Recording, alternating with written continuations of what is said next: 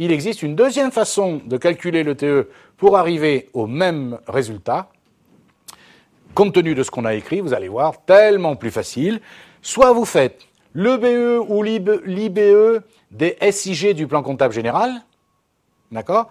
Et j'écris moins, j'ouvre la parenthèse, variation du BFRE, ça va donner le TE, ou, et j'écris ce qui revient au même, EBE ou IBE des SIG du PCG, plus, j'ouvre la parenthèse, variation du BFRE. Alors vous allez me dire, je vous connais aussi, mais il faudrait savoir, M. Doucet, ce que vous dites, vous êtes en plein délire paranoïaque, une fois vous nous dites moins, et après vous nous dites plus. Et oui, parce que ça, personne ne vous le dit, mais moi, je vous le dis de faire attention. Pourquoi moins quelquefois et plus quelquefois? Ben parce que ça va dépendre ce que vous aurez dans l'énoncé. Regardez bien. Vous ferez EBE ou IBE, moins, j'ouvre la parenthèse, la variation du BFRE, et j'ai dit calculer à partir des bilans fonctionnels. Vous me suivez tous? Oui, ce qui est complètement logique. Qu'est-ce que c'est que le BE? Le BE, c'est la trésorerie potentielle dégagée par l'entreprise, vous vous souvenez, grâce à son exploitation, si tous les produits encaissables avaient été encaissés et toutes les charges décaissables avaient été décaissées. Encaissables d'exploitation, décaissables d'exploitation. Est-ce que vous êtes d'accord? C'est ça le principe. On est bien d'accord avec ça? Ok. Donc, si je retire la variation du BFRE, c'est justement à cause du fait que certains produits d'exploitation ne sont pas encaissables et d'autres charges d'exploitation ne sont pas décaissables. Donc c'est pour ça que de l'EBE, je retire la variation du BFRE. C'est bien ce qui est écrit, hein, la variation du BFRE. D'accord? Des variations saisonnières. C'est un EBE corrigé, bien sûr, de la variation de trésorerie, justement, des décalages qui existent dans le temps entre la facturation et l'encaissement, et la facturation et le décaissement dans l'autre cas. Et je dis moins variation du BFRE, calculée à partir des bilans fonctionnels. Et je dis ou, ce qui revient au même, le BE ou IBE des SIG du PCG, mais cette fois-ci, je vous dis plus variation du BFRE. Alors pourquoi je dis plus? Eh bien, je dis plus parce qu'on ne sait jamais. Ils peuvent être capables, le jour de l'examen, de vous proposer, de vous donner en annexe, par exemple, un tableau de financement du plan comptable déjà fait. Or, dans un tableau de financement du plan comptable, vous vous souvenez, dans la deuxième partie, vous vous souvenez, le total A plus B, c'est la variation du BFRE. Il y en a un, le total A, pardon, variation du BFRE. Total B, variation du BFR HE, A plus B, variation du BFR. Donc, il y a le total A qui apparaît, variation du BFRE. Est-ce que tout le monde est d'accord? Ça a l'air, d'accord? On a passé des heures dessus quand même, d'accord? Ok. Donc, on l'aurait, la variation du BFRE, directement, sans avoir à faire les bilans fonctionnels, si on me donne la deuxième partie du tableau de financement du plan comptable. Vous allez me dire, et alors le problème, il est où? Eh oui, c'est que le signe, rappelez-vous ce que nous avons dit, c'est que dans la deuxième partie du tableau de financement du plan comptable, la variation du FRNG que l'on trouve en bas, c'est la même que dans la première partie, mais de signe inversé. Donc, si je veux trouver la même chose que la première façon à partir des bilans fonctionnels, si je pars du tableau de financement du plan comptable, la deuxième partie, il faudra que je fasse plus la variation du BFRE telle qu'elle apparaît dans cette deuxième partie. On est bien d'accord? Alors, je vous fais remarquer également, vous notez bien les parenthèses, hein, j'écris bien moins, j'ouvre la parenthèse, la variation, donc ça peut faire plus si la variation est négative, etc., etc. D'accord?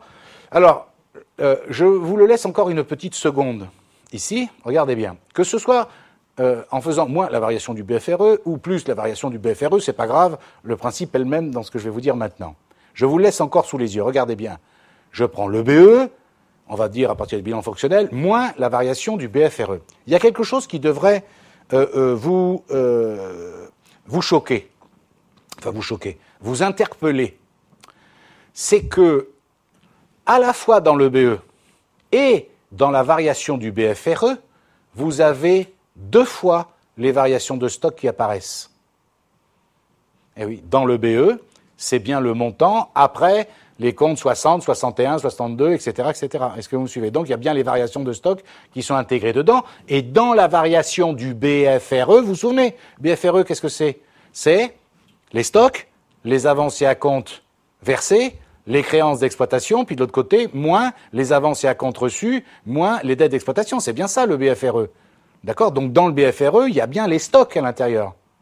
Donc ça voudrait dire, vous voyez, ça veut dire qu'on compte les stocks 2 fois en faisant ça.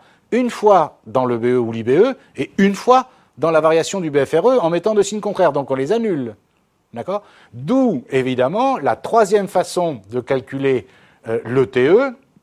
Comme on voit que les stocks, les variations de stock, je dis bien les variations de stock, pas les stocks, les variations de stock, elles sont intégrées une fois dans le BE par définition, une fois dans la variation du BFRE, eh bien, on peut donc calculer ce qu'on appelle le TE, mais en passant par un sol, on va dire, intermédiaire, qui s'appelle l'ESO, l'excédent sur opération, et il est égal à quoi? Je prends le BE ou IBE des SIG du PCG, d'accord, moins, j'ouvre la parenthèse, les variations des stocks, confère bilan fonctionnel, vous me suivez?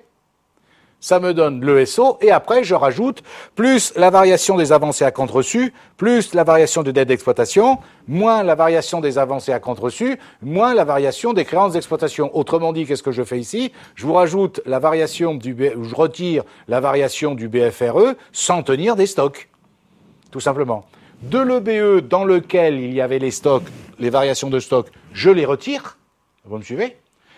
Ça s'appelle l'excédent sur opération. Et ensuite, de cet excédent sur opération, je retire quoi, en fait? Le BFRE, sauf les variations de stock. Oui, non. Vu. Non. Je ne les annule pas. Non. Je les annule pas. Excusez-moi, qu'on soit d'accord.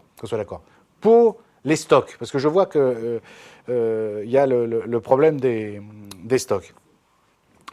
On est bien d'accord que les stocks sont les variations de stocks. Il ne faut pas que vous confondiez les stocks et les variations de stocks. Dans le BE, on est bien d'accord qu'il y a bien les variations de stocks. Elles y sont. D'accord, elles y sont. Les variations de stock. Donc, quand je calcule, par exemple, moins variation du BFRE, j'ai bien dit variation du BFRE. Est-ce que tout le monde me suit? Variation du BFRE, qu'est-ce que c'est? C'est variation du BFRE. C'est le BFRE de N moins le BFRE de N-1. C'est ça la variation.